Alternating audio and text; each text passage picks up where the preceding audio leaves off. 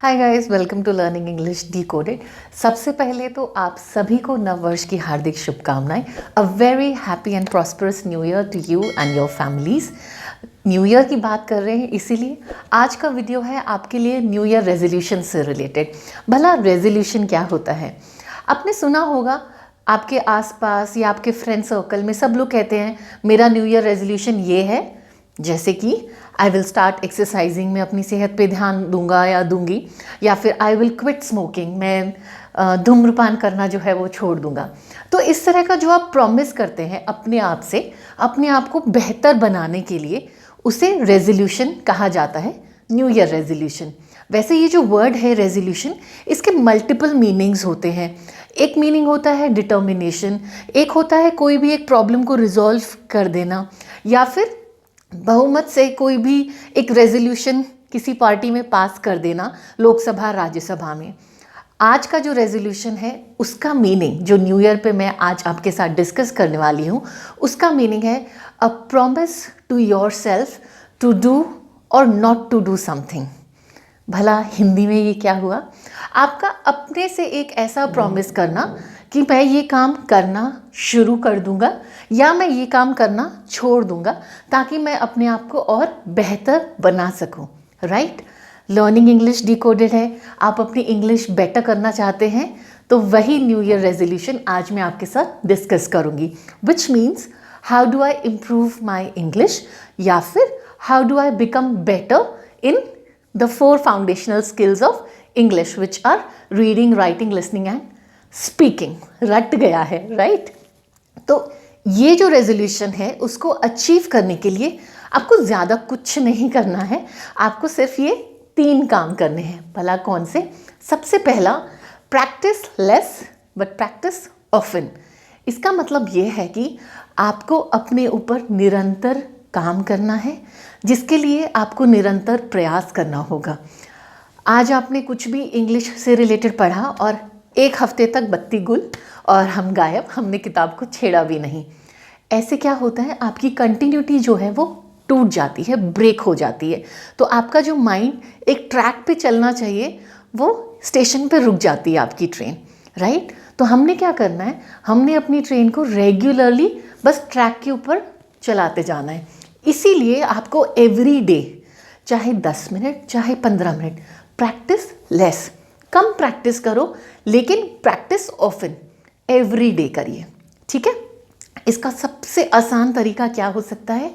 आप एक टाइम अपने लिए ले लीजिए। इतना भी स्पेसिफिक मत होना 6 AM करूँगा, क्योंकि अगर आप 6:30 बजे उठे तो फिर आप वो हैबिट छोड़ देंगे। अच्छा, मुझे तो 6 बजे करना था, अब तो 6:30 हो गए, so I will not do it. कोई भी एक टाइम ले लीजिए अपना, morning, evening, afternoon, broader scale पे 10 मिनट्स 15 मिनट्स अपने रूटीन के हिसाब से एक डायरी लिखिए।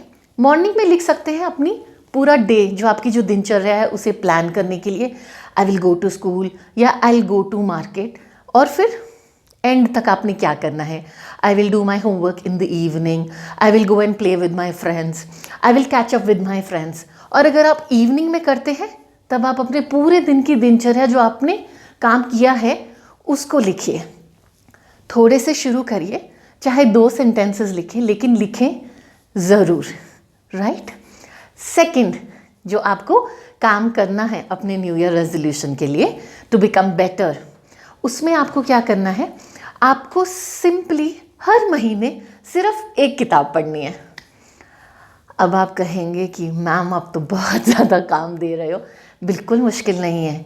क्यों मुश्किल नहीं है? क्योंकि मैं आपको आपके होमवर्क से रिलेटेड, आपके सब्जेक्ट से रिलेटेड, हिस्ट्री, साइंस, ज्योग्राफी, ये वाली किताब पढ़ने के बारे में नहीं बोल रही हूँ। अपनी मस्ती ही, कोई भी रोमांटिक नॉवल पढ़ लो, कोई भी साइफाई पढ़ लो, कोई थ्रिलर पढ़ लो, कोई पॉलिटिक्स में इंटरेस्ट है तो किसी पॉलिटिशियन की बायोग्राफी, ऑटोबायोग्राफी, ऐसा कुछ भी पढ़ सकते हैं।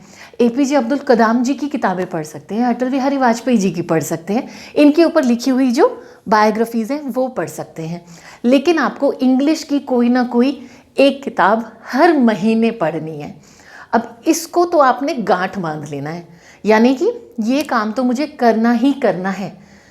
देखिए, इसके 2 फायदे होंगे। एक तो ये, जब आप पढ़ेंगे, whenever you are reading, एक सेंटेंस को पूरा पढ़िए, अगर कोई वर्ड आपको समझ में नहीं आ रहा है उसको अंडरलाइन करिए या उसको सर्कल कर लीजिए। इससे पहले कि आप उसका मीनिंग ढूंढें, आपको क्या करना है, दोबारा उस सेंटेंस की स्टार्टिंग पढ़नी है और एंड पढ़ना है। ट्रस्ट मी, आप आधे से ज़्यादा वर्ड्स की खुद अंडरस्टैंडिंग डेवलप कर लेंगे कि इस शब्द का जो अर्थ है या ये जो शब्द है ये किस कंटेक्स्ट में इस्तेमाल हुआ है। देखिए, स्टार्टिंग में मैंने आपको बताया था रेजोल्यूशन, उसी के कितने सारे मीनिंग है। तो ऐसा नहीं है कि आपने किसी शब्द का कोई मीनिंग पढ़ लिया और वही मीनिंग हर जगह फिट हो जाएगा। आपको हमेशा जो कंटेक्स्ट है उसको ध्यान में रखना होगा, राइट।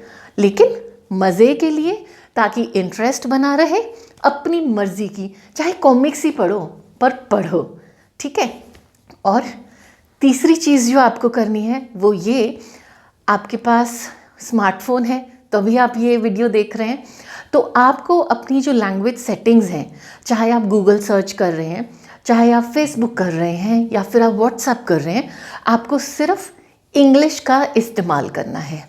व्हाट्सएप वैसे काफ़ी एडवांस हो चुका है, अगर आप कुछ वर्ड लिखते हैं नीचे वो करेक्ट स्पेलिंग देना शुरू कर देता है।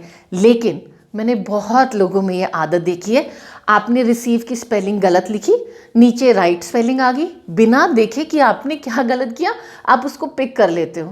प्लीज़ डोंट डू दैट, उससे आपकी जो स्पेलिंग्स हैं वो नहीं सुधरेंगी। लेकिन अगर आप ऑनलाइन किसी कम्युनिटी का पार्ट बनते हैं या फिर गूगल सर्च वगैरह करने के लिए सिर्फ इंग्लिश का इस्तेमाल करते हैं, तो आपकी क्या हैबिट हो जाएगी, आप सही शब्दों को पकड़ने लग जाएंगे। सो दिस मीन्स आपको अपने आप को इंग्लिश से सराउंड करना है।